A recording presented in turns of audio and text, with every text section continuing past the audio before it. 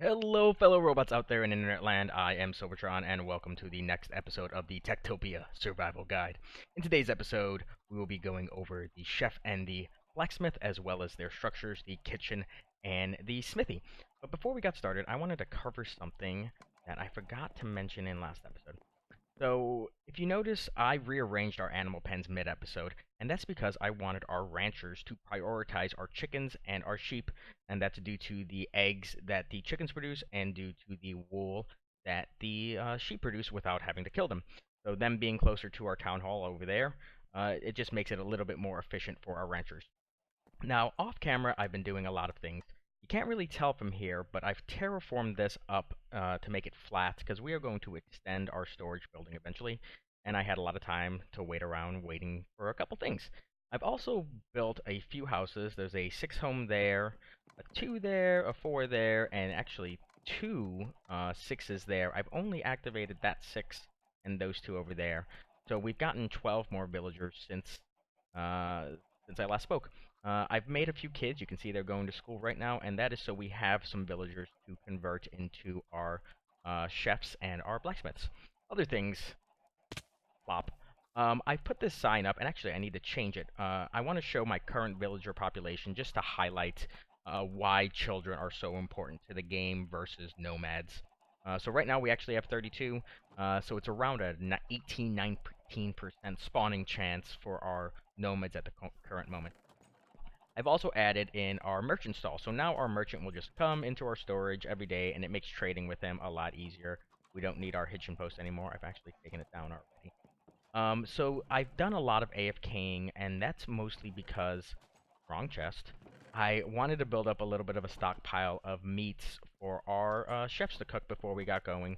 And we also have quite a bit of iron for our smith so that he can make some tools for our village. So right now, I will show you, ignore those chests, I have ran a room in that building. I wanted to show you the things you need for your kitchen. So I've already activated the kitchen structure, and all you really need are crafting tables and furnaces. So with the furnaces, the chefs will cook all the food, bake potatoes, and all the meats. But the crafting tables are needed for them to craft food. So that's things like golden apples, golden carrots, bread, anything that doesn't need to be cooked, they use the crafting table for. Now, one chef should be able to fill multiple furnaces at once. So I've put a few more in than we're actually going to need per chef, so that they're a little bit more efficient. Eventually, this room will not work out for us. We will need to expand our kitchen, but we'll deal with that at a later date. So right now, I am actually going to start work on the smithy. While kids are still growing up in the school, so I wanted to put the smithy right here.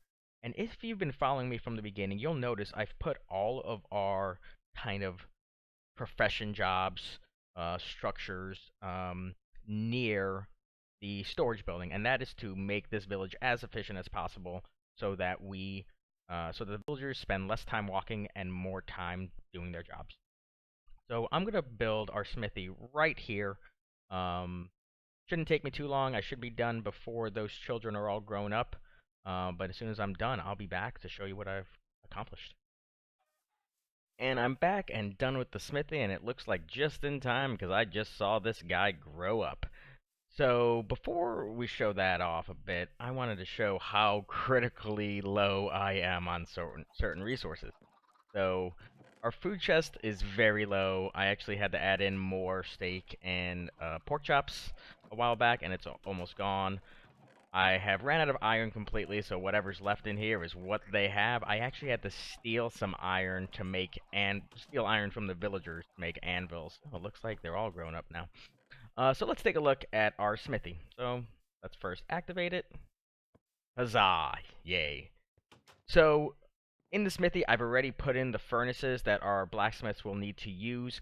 I've indented them into the wall because on the backside I did a little bit of decorative thing to kind of look like it was an actual furnace with, stone and awesomeness.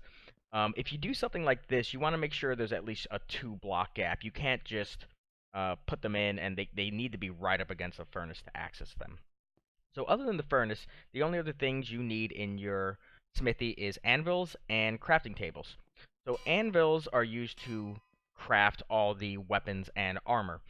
Crafting tables are used because smiths, like miners, can also craft torches. Because I'm supplying them with torches, I'm not actually going to place any of these down in here because we don't want them crafting extra torches and wasting materials. So for right now, I'm going to wait for it to become nighttime because I find it infinitely easier to turn these guys at night into their professions. So as soon as that happens, I will show you the AIs of both the blacksmith and the chef. So I almost forgot to show this, and I'm glad I was standing here when I remembered. It has to do with the merchant and the chef.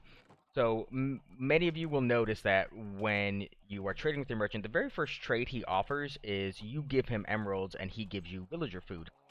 This is done, it's something Tango added in early game after several recommendations by the beta testers, because it was really hard to maintain that food supply for a lot of players. So he put this in to give you villager food so that your villagers are, it's a little bit more effective for your villagers. They're more happy, they give you more hunger back. But once you get a chef and you get like good villager food going, like better than, you know, raw potatoes, this trade will actually disappear. It makes sense. You no longer need this once the chef shows up and starts producing. So I just wanted to show that off before I go into the AIs of the chef and the smith. So I've gone ahead and converted our villagers. I did the other two as farmers that I made. I made 6 children. So let's talk about the AI of the smith and the chef. So these two have a lot of things they can do. Each individual item they can make is a separate AI function. So they have cooking all the meats that your butcher gets you, and then potatoes as well. And that's primarily what I want in addition to bread. Beetroot soup, cake, cookies, golden apples, golden carrots, pumpkin pie sugar, wooden bowls. All that stuff I don't really need at this stage in the game. I've got quite a bit of meat right now saved up from the butcher, so I'm going to let them focus on that right now. Uh, like all other villagers, they can read in the library and they can also visit the tavern. This is one I wanted to highlight that's really important. They will smelt charcoal, so they will eat into your wood supply, but seeing as our miners have been giving us a lot, we don't need them to do that either. And Tango needs to fix that. So let's talk about the blacksmith now. Blacksmith, similarly, they have a lot of things that they can do. Early game, I tend to uncheck a lot of things. All diamond stuff, I tend to uncheck right away. We don't have any guards right now. There's no real need for it, and it will make your diamond supply drain really quickly. And it is one of the best ways that you can produce emeralds trading with the merchant, just raw diamonds. Similarly, I don't need them crafting iron gear right now. I usually don't ever craft iron gear except a trade. I try to make it so that I craft diamond gear enough for the guards that I have on hand, which currently are 0, so I don't need any. So we'll uncheck all the guard items as well. Similarly, like I talked earlier, they will craft torches for your miners, but I'm supplying them, like I said earlier. And then the same as the chef, if there's no coal, they will smelt charcoal, but we have an abundance of it. So this is generally how I start things off. I uncheck a lot of things with these villagers early on. It will help you save resources at this stage of the game, and I find it fairly beneficial to do things like this. So I want to show one more thing before I call this video, but I'm going to need the blacksmith to start crafting some iron tools for that. So I'm going to let the game run for a couple hours while I get some much needed sleep. And I'll be back with you in the morning once we have some tools and I can show you a neat little trick. Before I go over that trick with the blacksmith, there's one thing I wanted to show you guys that a lot of players think is a bug, but it actually isn't. So when your chef is cooking things up, when the item is in the output of the furnace, it will appear as a white item, as in a non-villager item. That guy just picked it up, though, and you can see that it is now a cooked pork chop. A lot of players think that it's not working, but just remember that it will appear as a white item in the furnace. And this is the same with the blacksmith. When the blacksmith smelts up iron or gold, it will appear as a non-villager item. There is an exception to that, though. And this is why I keep my storage room separate from the villager storage room. If a villager uses a non-villager item at any point during the process, when they're crafting things, um, it will turn out to be a non-villager item. So if we had player coal in the storage room, the miners and chef will use that. But just remember, when they craft or when they smelt the iron or they cook food, it will turn out to be non-villager items. They will then take those items back to the storage room and use like the iron, come back, and they will craft tools with that, which will also turn out to be non-villager items. So keeping your storage room, your player storage room, separate from the villager storage room is something that absolutely has to be done. And I just wanted to make sure I said that before I go over this tip with the blacksmith. So we're in the storage room so I can show you this blacksmith trick. First I want to show my food supply has grown greatly, and they've smelted all of my ores, which is nice. So this is the chest I have the blacksmith storing their gear or their tools in.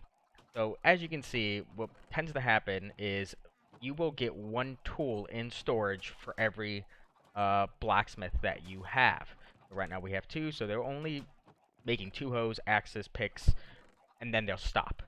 Now another villager can come by, like a farmer can come grab a hoe, and that's gonna cue your blacksmith to go make another one.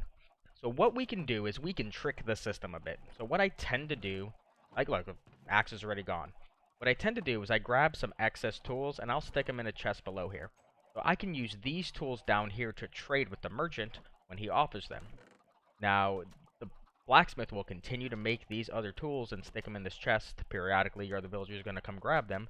But what you need to do is maintain this. Come here at least once a day, clear out what's available to your villagers. The blacksmiths will backfill those items, but you want to have a nice supply for yourself because tools are a very, very nice way to make emeralds. So I'm going to let this run for a little bit. I'll show you how effective it can be. So the game's been running for about 6 or 7 in-game days, and I've gotten a nice little stockpile of iron tools to trade with our merchant over here.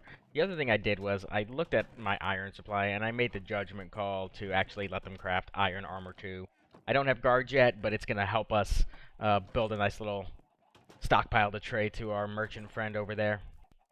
But that's all I have today, guys. Hopefully you liked today's episode. If you did, go ahead and leave a like. If you guys have any questions about what I've done today or clarification on things, go ahead and drop a comment down below or check the link out in the description. You can check me out on most nights in the public Discord. And don't forget to subscribe. You guys have been great. I'll see you next time.